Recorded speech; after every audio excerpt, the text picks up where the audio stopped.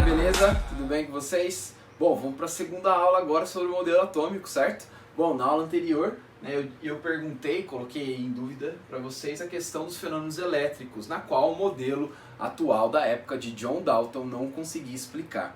Bom, então vamos agora para um segundo modelo explicativo para a matéria. Quem que aparece na jogada? Esse cara aí que vocês estão vendo aqui bonitão, o nome dele é Joseph John Thomson. Então, em 1897, ele propõe aí um novo modelo explicativo para a matéria. Como é que isso ocorreu? Então, vamos lá. Olha só, ele utilizou um tubo chamado tubo de Crookes, ou tubo de raios catódicos, ou ampola de Crookes. Por que Crookes? Porque Crookes foi o cientista que desenvolveu esse equipamento.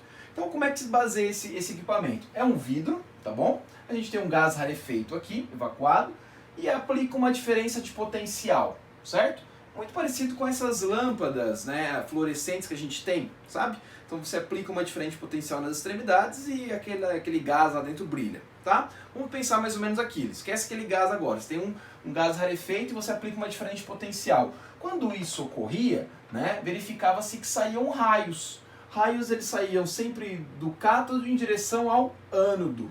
Então a geração desses raios foi chamado, portanto, de raios catódicos. O que seriam esses raios catódicos? Olha só, o nome raios catódicos é derivado do nome, porque vem do cátodo em direção ao ânodo, certo? Lembrando que cátodo é o polo negativo e o ânodo é o polo positivo. Então sempre esses raios saindo do cátodo em direção ao ânodo foi chamado de raios catódicos. Olha só, ele fez algumas experiências em relação a essa ampola, esse tubo de Crookes, a esse fenômeno dos raios catódicos. O primeiro deles foi o seguinte. Bom, antes de qualquer coisa, pensa só comigo. Se algo está saindo do polo negativo em direção ao polo positivo, que carga deve ter esse raio catódico? Bom, se algo está sendo atraído para o polo positivo, é sinal então que ele deve ter carga contrária ao polo. Ou seja, esse raio catódico deve ter carga negativa. Bom, vamos testar isso daí. Foi o que Thomson fez. O que ele fez então? Ele aproximou placas elétricas, ou magnéticas, dessa ampola, desse tubo de Crookes. O que ele verificou? Que quando ele aproximava essas cargas elétricas, ocorriam desvios do meu raio catódico. Então, por exemplo, o raio catódico que sai do cátodo em direção ao ânodo, quando aproximava a placa positiva, esse raio sofria desvios em direção a essa placa positiva. Quando você aproximava a placa negativa, esse raio tende a se afastar dessa placa. Ou seja, isso dá a conclusão de que, de fato, esse raio catódico deveria ter carga contrária ao positivo e igual ao negativo. Lembrando, os opostos se atraem, os iguais se repelem em relação às cargas elétricas. Então, os raios catódicos devem ter carga negativa, por isso que ele se afasta do polo negativo e é atraído para o polo positivo. Está aí a primeira característica desse raio. Ele deveria ter carga negativa. Olha só, um outro experimento foi feito. Aqui eu acho que vai ficar mais fácil a gente perceber, mas o que ele fez, O que Thomson fez? Ele foi aqui, bem no meio, ele colocou um anteparo, tá? Esse anteparo, na verdade, lembra muito um catavento, como vocês estão vendo na imagem, É conhecido como molinete de mica, tá? Então, vou tentar desenhar mais ou menos aqui, só para ficar mais fácil a nossa representação, tá bom?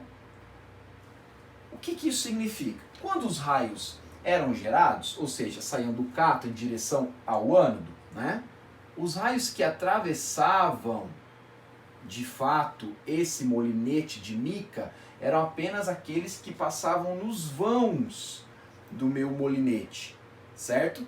Agora, o raio que se chocava com o molinete, ele não atravessava, o que acabou gerando até uma sombra, imagina só, você está emitindo esses raios catódicos, está chegando até uma placa fluorescente, eu não tenho a imagem aqui, deixa eu ver se eu tenho aqui, Vamos pensar aqui, Essa, não sei se vocês conseguem perceber, mas aqui tem uma placa fluorescente, a representação está em amarelo, bem no cantinho, certo?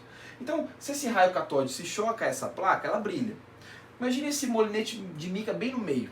Então, os raios que passam nos vãos do molinete atravessam e chocam na placa. Aqueles que se chocam de fato com o molinete não atravessam, consequentemente gera uma sombra nessa placa. Olha só, isso já trouxe a ideia de que esse raio catódico deveria ser um corpo. Tem característica de corpo e não de onda, porque ele não atravessou a matéria. Olha só que interessante, né? Pensando nisso daqui, esse molinete de mica é como se fosse um catavento mesmo, ele gira. Então agora você imagina só, os raios sendo emitidos. Conforme os raios iam batendo nas hastes do molinete, esse molinete ia girando. Isso traz a ideia e confirma de que de fato esse raio catódico é um corpo. Então ele tem caráter corpuscular. Olha uma segunda característica aqui, ó. Raio catódico, além de ter carga negativa, também tem caráter corpuscular. Reparem que da matéria, né, o nosso amigo Thomson descobre uma nova partícula. Esta nova partícula ele chama de elétron. Tanto que J.J. Thomson é conhecido como o pai do elétron. Ele foi o cara que descobriu essa partícula. Reparem agora que interessante, descobriu-se uma partícula em meio à matéria. Então o modelo atômico de Dalton, né, que nem falava de carga elétrica, tem alguma coisa errada ali, precisa mudar, certo? Bom, se tem algo negativo, deve ter também algo positivo. Vamos só passar um pouquinho os slides aqui para a gente verificar algumas coisas importantes. Olha só, um cara chamado Goldstein, Eugene Goldstein, ele fez um experimento, ele fez uma adaptação, tá, da ampola de Crookes. Então, ó, reparem só, ao invés do cátodo estar aqui no cantinho esquerdo, ele colocou mais ao centro. Então eu tenho o cátodo e o ânodo. Temos os raios saindo do cátodo em direção ao ânodo normalmente, certo? Bom, o que ele verificou também? Além dos raios catódicos que saíam do cátodo em direção ao ânodo, ou seja, do polo negativo em direção ao positivo, ele verificou também que tinham raios no sentido oposto. Como é que ele percebeu isso? Quando o raio saía do ânodo em direção ao cátodo, o cátodo dele ele deixou todo furadinho.